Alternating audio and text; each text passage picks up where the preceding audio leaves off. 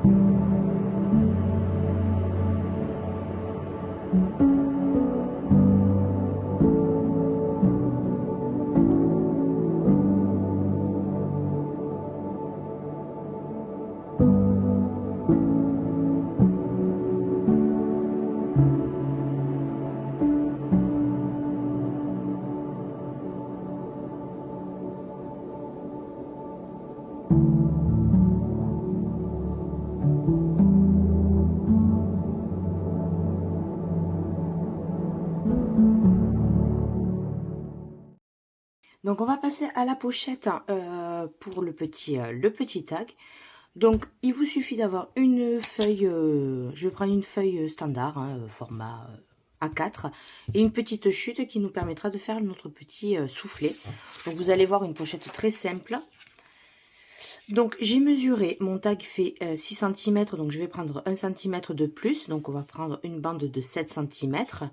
Et sachant qu'il fait dans les 14,8, je vais garder les 29,7 en longueur. Donc je vais venir juste découper une bande de 7 cm. Donc c'est toujours du papier, le papier fin de chez Action. Et je pense que ça fera l'affaire. On verra ça à la fin. Donc j'ai récupéré même une autre feuille de papier, mais avec une seule, ça vous suffira amplement. Je vais venir plier en deux. Hop, excusez-moi. Je vais venir plier en deux mon papier.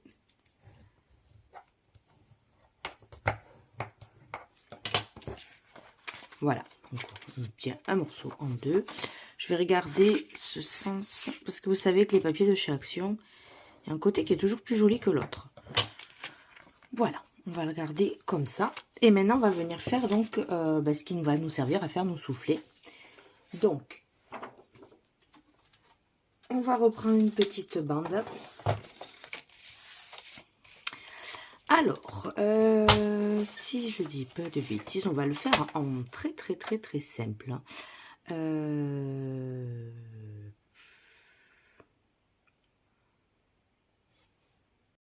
Donc on va prendre un morceau de 4 cm. Je vais venir le couper pareil. Je vais marquer mon pli et je vais venir le couper en deux. Comme ça, ça me fera.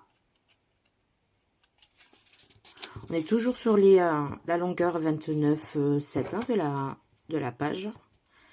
Voilà, je vais venir juste marquer un pli pour pouvoir le couper au centre sans m'embêter.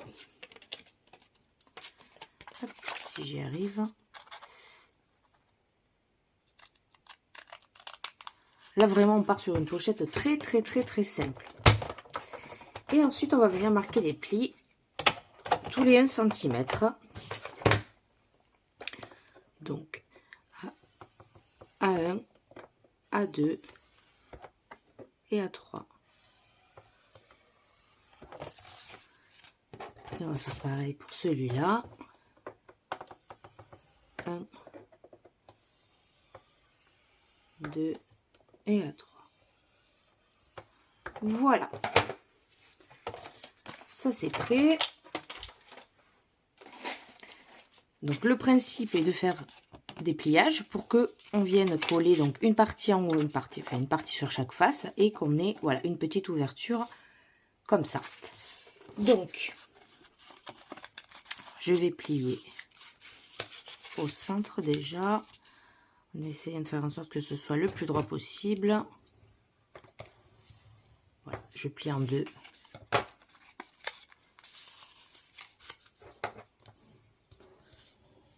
Le soufflet. Et ensuite, les parties extérieures, je vais les plier dans l'autre sens. En fait, on fait un petit accordéon. Voilà, il n'y a rien de, vraiment rien de compliqué.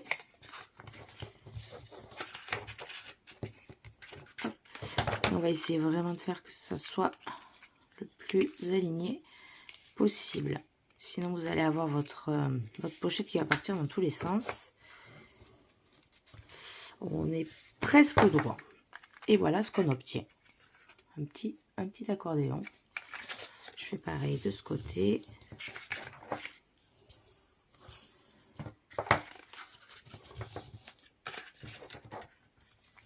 Donc si jamais vous avez des petits cadeaux à faire,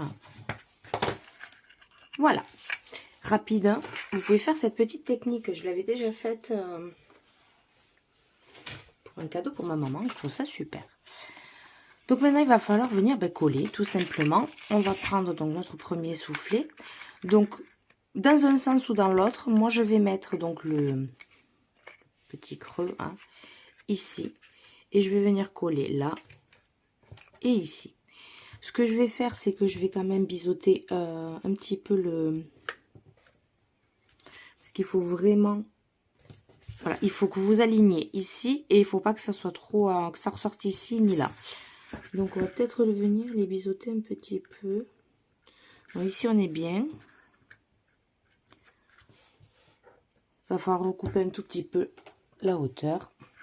On va faire léger, hein.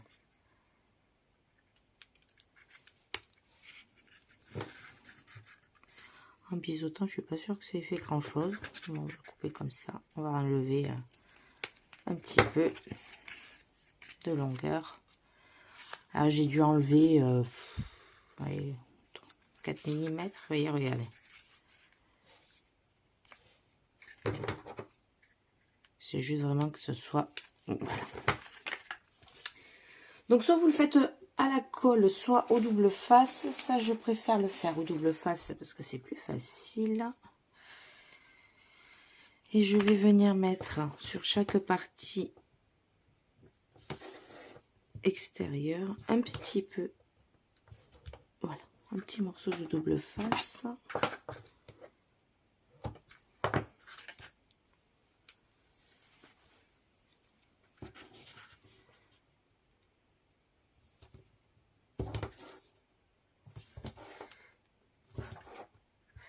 Hop, voilà, on va couper ça.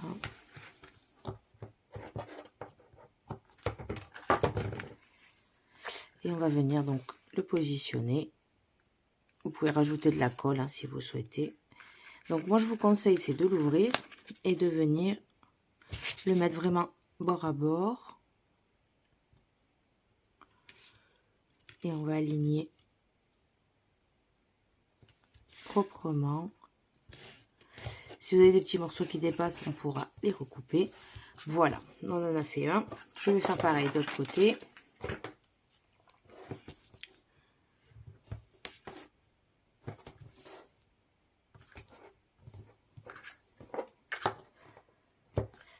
Hop.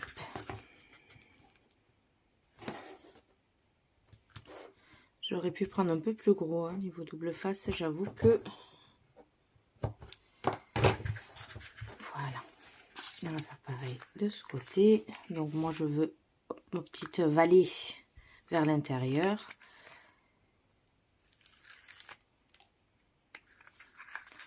Et on va venir pareil, positionner ça bien aligné là. Et on se place le plus droit possible le long. Voilà, et même ici, il y a un petit... hop. C'est pas gênant, hein. Et ensuite, on va venir replier, voilà, notre feuille dessus. Donc là, on va y aller pareil, tranquillou. On va enlever au fur et à mesure. Et on va essayer d'aligner ça proprement. Donc déjà, on va partir au départ. Voilà, là, il est calé. Et je vais venir aligner ça tranquillou.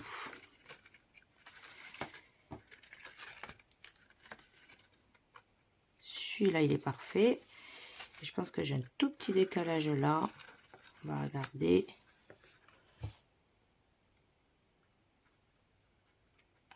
Voilà.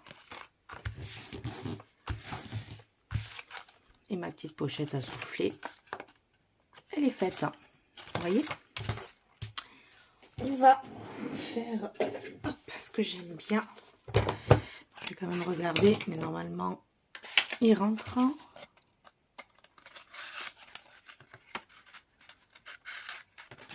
J'ai placé là. Et le but, hop, voilà. C'est parfait avec le petit nœud qui sort. Je vais venir faire une petite encoche. Donc on va prendre à peu près au milieu. Donc ça, vous pouvez le faire avant, évidemment. Je pense que c'est ce que j'aurais dû faire. Non, je vais pas le faire avec celui-là. On va prendre une petite perforonde. Je pense que ça rentrera beaucoup mieux. Eh oui. Je me positionne à peu près au centre et je vais faire un demi-cercle. à peu près au centre. Voilà. Et maintenant, il n'y a plus donc qu'à la décorer. Je vais décorer ça et puis je vous montre le résultat final. Et donc voilà, mon petit tag marque-page avec la petite pochette assortie. Donc vous voyez, hyper rapide à faire. Et ensuite, vous avez juste à glisser du coup le petit marque-page à l'intérieur. Et voilà. Petite pochette toute simple et toute mignonne à faire. Donc voilà, j'espère que cette vidéo vous aura plu et moi je vous dis à très vite pour une prochaine vidéo. Ciao ciao.